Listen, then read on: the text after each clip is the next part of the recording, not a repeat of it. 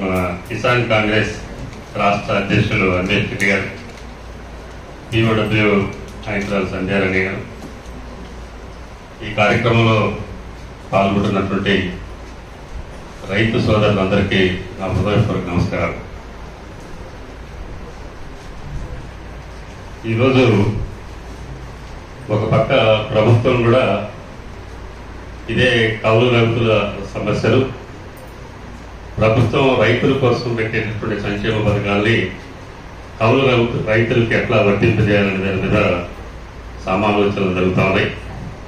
మరొక పక్క రైతులుగా, రైతు సంఘాలుగా మనం కూడా కూర్చొని ఎట్లా విధి విధానాలు ఎలా ఉంటే బాగుంటుందనే దాని మీద చర్చ నడుపుతున్నటువంటి స్వరాజ్య వేదిక వారికి నా అభినందనలు. నేను వచ్చే ముందే తెలంగాణ రాష్ట్ర క్యాబినెట్ సబ్ కమిటీ సమావేశంలో నేను కూడా ఒక 5 నిమిషాలు కూర్చున్నాను. చాలా సీరియస్ గానే చర్చ జరుగుతూ ఉంది. ఎన్నికల్లో వాగ్దానం చేశామనేది కాకుండా నిజంగానే ఇక్కడ రేవంత్ రెడ్డి గారు కానీ, మన వ్యవసాయ శాఖ మంత్రిగా ఉన్నటువంటి తుమ్మల నాగేశ్వర గారు కానీ, లేదా బట్టి విక్రమార్క గారు, పొంగులేటి గారు, నాకు తెలిసి ఒక ఎక్కువ మంది మంత్రుల్లో రైతులకి ఏదో చేయాలన్నటువంటి తపన, ఒక కోరిక మాత్రం బలంగా ఉందనేది నేను వాళ్ళతో దగ్గరగా ఉంటాను కాబట్టి నేను నమ్ముతున్నాను. అందుకని ధైర్యంగా మీ దగ్గర రావడం జరిగింది. ఇది సంజయ్ గారిని అడిగితే దున్నేవాడికే భూమి కావాలి. నిజంగానే అది దున్నేవాడికి భూమి ఉండుంటే ఇలా ఈ సమస్య వచ్చేది కాదు. దున్నేవాడి చేతిలో భూమి లేదు. నేను చెప్తున్నాను, 22 లక్షల మంది కౌలు రైతులు ఉన్నారు. కొంచెం ఎక్కువ ఉన్నా ఆశ్చర్యం. ఎందుకంటే మా గ్రామాల్లో ప్రత్యక్షంగా చూస్తున్నాం, కౌలు రైతులే ఎక్కువ ఉన్నారు. కాకపోతే ఏంటంటే ఇందాక మీరు మాట్లాడేటప్పుడు కూడా చెప్పారు, నిజంగా భూమి లేని రైతులు కాదు మీరు. మీకు 1 ఎకరం 2 ఎకరాలు మీకు ఉంది, దానికి అదనంగా ఇంకో 3 ఎకరాలు 5 ఎకరాలు 10 ఎకరాలు కౌలు తీసుకుంటా ఉన్నారు. అట్లా అసలు గ్రామంలో ఉన్నటువంటి వాళ్ళలో కౌలు రైతులు ఎక్కువ ఉన్నారు, కౌలుకి ఇచ్చే వాళ్ళు తక్కువ ఉన్నారు.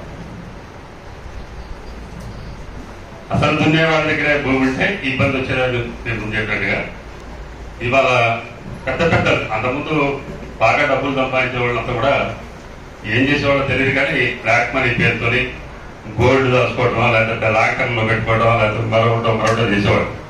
కానీ ఇవాళ పొలాలు కొంటా ఉన్నారు. ఎక్కడ చూసినా కూడా, ఏ ఊర్లో పోయినా కూడా ఆ హెడ్ క్వార్టర్లో ఉన్నటువంటి డాక్టర్లయో, లాయర్లయో, రియల్ ఎస్టేట్ వ్యాపారులు వాళ్ళు ఎకరాలు కొంటా ఉన్నారు. కానీ వాళ్ళు వ్యవసాయం చేయరు. కాకపోతే అదృష్టం ఏంటంటే మన ల్యాండ్ కొంచెం వాల్యూ పెరిగిందంటే, కానీ సాగు వాళ్ళు చేయట్లా, వాళ్ళు కౌలుకి ఇచ్చుకోవాలి. నిజంగా ఇవాళ కేసీఆర్ గారి రైతు బంధు పెట్టకపోతే అసలు కౌలు రైతుల్ని బతిలాడేవాడు. ఇంకా బతిలాడు. రైతు బంధు పెట్టడం వల్ల ఎకరానికి 10,000 రూపాయలు ఉచితంగా పెట్టుబడి పేరుతో వాళ్ళకి ఇవ్వడం వల్ల డైరెక్ట్ గా వాళ్ళ అకౌంట్ లోనే ఆ డబ్బులు పడ్డాయి. కాబట్టి మీరు కౌలు చేసినా చేయకపోయినా, కొంతమంది అయితే పడవ కూడా పెట్టుకున్నారు. ఫ్రీగా 10,000 వస్తున్నాయి కదా, మీకు కౌలుకి ఎందుకు ఇవ్వాలి? ఇస్తే నేను 15,000 ఇస్తాం, 20,000 ఇస్తాం, మీరు అడ్వాన్స్ ఇవ్వాలి, అడ్వాన్స్ ఇస్తేనే కౌలుకి ఇస్తాం అని డిమాండ్ పెరిగింది రైతుల దగ్గర. అంటే పెద్ద పెద్ద రైతుల సంగతి చెప్పే, చిన్న చిన్న రైతులు కౌలుకి ఇచ్చేవాళ్ళు, మనం కౌలు తీసుకున్నాం, మనకి వాళ్ళకి మధ్య ఇబ్బందులు పెద్ద లేవు. ఎందుకంటే మనమే కౌలు రైతులు, మనమే రైతులు కాబట్టి అండర్స్టాండింగ్ కూడా ఉంది. కొన్ని చోట్ల రైతు బంధు 10,000 వస్తుంది కాబట్టి, నీకు గట్టిగా 10,000 వస్తున్నాయి కాబట్టి నాకు కౌలు తగ్గించుకుని అడిగితే కౌలు తగ్గించిన సందర్భాలు ఉన్నాయి అండర్స్టాండింగ్. అక్కడ బాగానే ఉన్నది.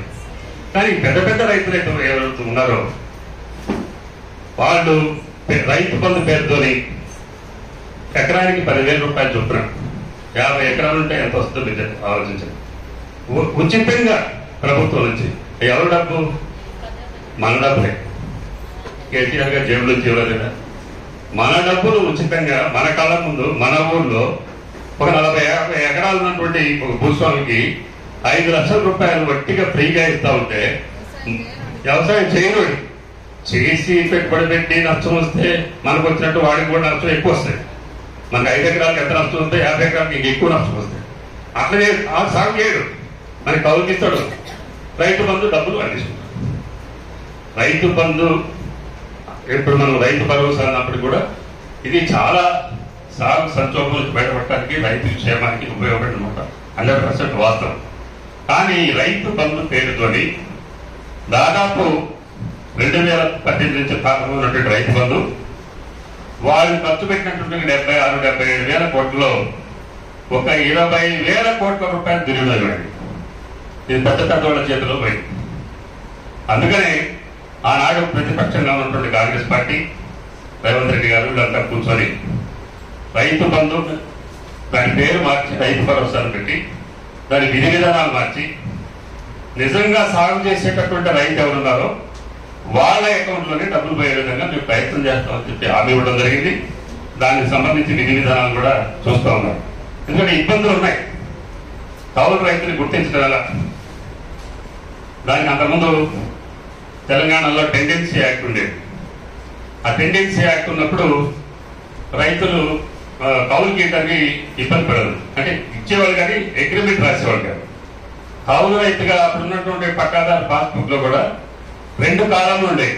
ఒకటి పట్టాదారు, ఒకటి సాగుదారు, అనుభవదారు.